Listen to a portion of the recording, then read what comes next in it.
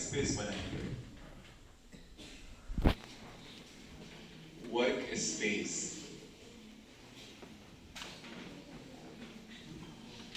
सबसे पहले work space बनाएंगे एंड वर्क स्पेस पे हम वो फोल्डर का लोकेशन सेलेक्ट करेंगे जहां पे अभी तक हम प्रोग्राम लिख रहे थे। तो इस बैच का हम प्रोग्राम 21 नवंबर पे लिख रहे थे अभी तक। तो ये हमारा फोल्डर है। मतलब वर्क स्पेस सेलेक्ट करना मतलब इसी के अंदर एक्लिप्स का सारा प्रोग्राम हमारा आता रहेगा। ओके, तो सबसे पहले वर्क स्पेस, तो इसके अंदर एक फोल्डर क्रिएट हो जाएगा डॉट मेटा डेटा करके, मतलब एक्लिप्स का सारा प्रोग्राम इसी फोल्डर के अंदर आएगा। So here I'll write browse and F drive 21st November. I'll just select it and I'll click on select folder and then I'll click on launch. So you can see here एक dot metadata करके यहाँ पे create हो गया है। तो Eclipse अपना workspace इस location पे create कर लेगा and Eclipse will open. Once workspace will be created, तो हमें यहाँ पे हमेशा प्रोजेक्ट बिल्ड करना होता है, फिर पैकेज, और पैकेज के अंदर हमें क्लास लिखना होता है। ओके, तो once Eclipse will open now, we have to create Java project. Okay, we have to create Java project now.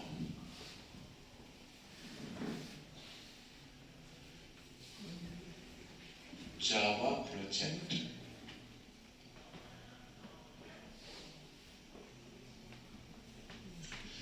Java project करने का मतलब एक मेन फोल्डर बिल्ड होगा जिसमें Eclipse का सारा प्रोग्राम जाएगा। Java प्रोजेक्ट बिल्ड करने से इस लोकेशन में 21 नवंबर के अंदर एक मेन फोल्डर बनेगा, उसी फोल्डर के अंदर Eclipse का सारा प्रोग्राम जाएगा। तो here I will click file, new and project, file new project, and यहाँ पे क्लिक करके जावा का project. So file new and project and I will click on. सब लोग इंस्टॉल पहले कर लिए हो?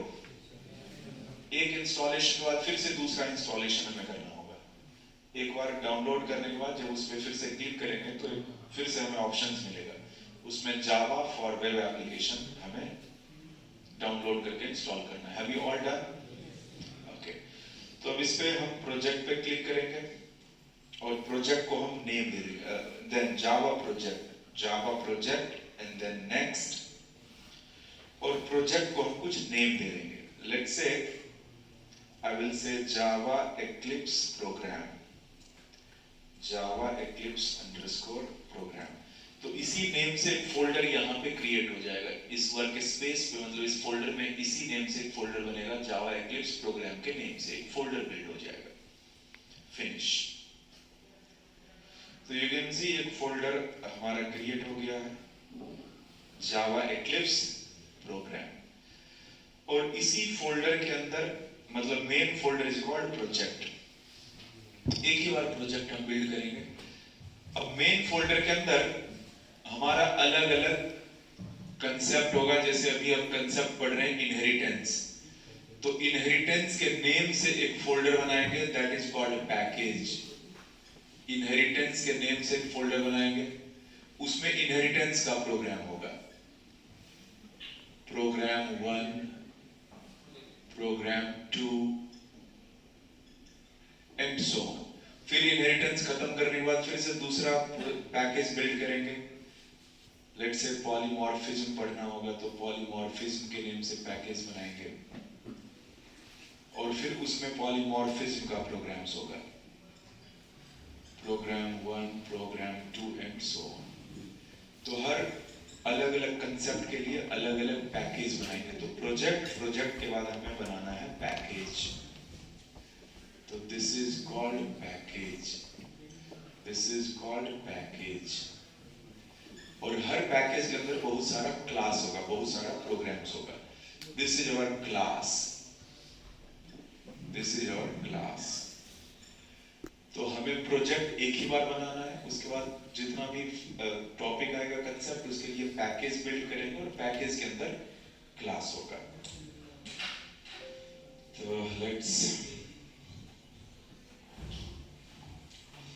तो ये फोल्डर प्रॉपरली ध्यान रखना है कि हमने इस लोकेशन पे इसको सेव किया है। ओके, जब एडवांस जावा में जाओगे या फिर जब सेलेनियम फ्रेमवर्क में जाओगे तो वहां पे दूसरा प्रोजेक्ट हम बिल्ड करेंगे। एडवांस जावा के लिए प्रोजेक्ट चेंज करेंगे, दूसरा लोकेशन होगा उसका। ओके, फिर सेलेनियम फ्रेमवर्क के लिए हम एक दूसरा लोकेशन पे प्रोजेक्ट बनाएंगे, दूसरा प्रोजेक्ट बनाएंगे जिसमें सेलेनियम का पूरा प्रोग्राम्स होगा। ओके, तो वो लोकेशन याद होने से फिर हम नेविगेट कर सकते हैं इस प्रोजेक्ट से उस प्रोजेक्ट पे, उस प्रोजेक्ट से उस प्रोजेक्ट पे। ओके,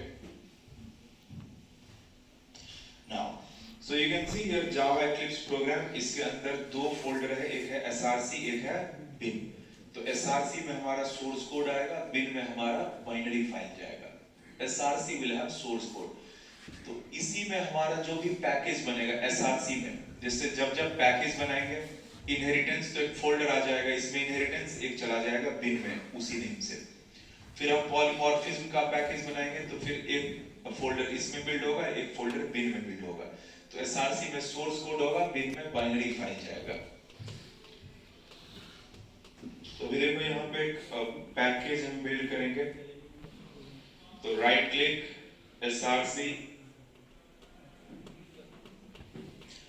तो एसआरसी में क्लिक करके या तो यहां से right click new and package, या तो यहां से राइट क्लिक न्यू पैकेज, या फिर एसआरसी और ये हमारा शॉर्टकट है पैकेज सेलेक्ट करने का, this is shortcut for package. तो I can click here and package को हम नेम देंगे, अभी इनहेरिटेंस पढ़ रहे हैं तो इनहेरिटेंस एंड फिनिश। तो यहाँ पे इनहेरिटेंस के नेम से एक फोल्डर क्रिएट हो गया। ओके, तो एक फोल्डर एसआरसी में, उसी नेम से एक फोल्डर बिन में भी क्रिएट हुआ है। तो एसआरसी में सोर्स कोड आता रहेगा, इनहेरिटेंस के अंदर सोर्स कोड आता रहेगा और उसी का क्लास फाइल बिन में जाता रहेगा। तो एक बार जब हमने इनहेरिटेंस बना लिया तो अब हमें क्लास बनाना है। तो इनहेरिटेंस को सेलेक्ट करके ये रहा क्लास का शॉर्टकट, या तो यहां से क्लिक करके क्लास लेंगे, अदरवाइज यहां पे right click new class, right click new class, या तो इस तरह से क्लास क्रिएट करेंगे या फिर ये क्लास का शॉर्टकट है, सीधा यहाँ पे क्लिक करेंगे और इसे हम नेम दे देंगे व्हीकल। तो यू कैन सी हमारा क्लास बिल्ड हो गया और यहाँ पे एक व्हीकल का क्लास रेडी हो गया। तो इधर जो भी लिखेंगे इधर आके वो स्टोर होता रहेगा। ओके, वर्क स्पेस मतलब हमें पता होगा कि एक्लिप्स का सारा प्रोग्राम कहाँ पे सेव हो रहा है। ओके, नाउ अब इसके फॉन्ट साइज को बढ़ाना है, घटाना है, तो यहाँ पे कंट्रोल प्लस कंट्रोल माइनस।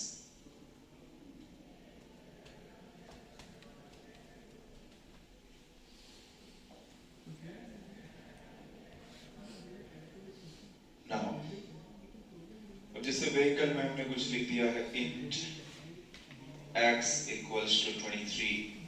फिर अब हमें दूसरा क्लास लेना है कार। तो इनहेरिटेंस पे क्लिक कर देंगे, जो फोल्डर हमारा है पैकेज, इनहेरिटेंस पे क्लिक कर देंगे एंड क्लास का ये शॉर्टकट है, यहाँ पे क्लिक करेंगे शॉर्टकट पे and I will name it car. तो यहाँ पे देख लेना पैकेज हमारा है इनहेरिटेंस, इनहेरिटेंस में हम कार का क्लास लेना चाहते हैं। I will click finish. तो यहां पे लिख देंगे x tends vehicle and here int a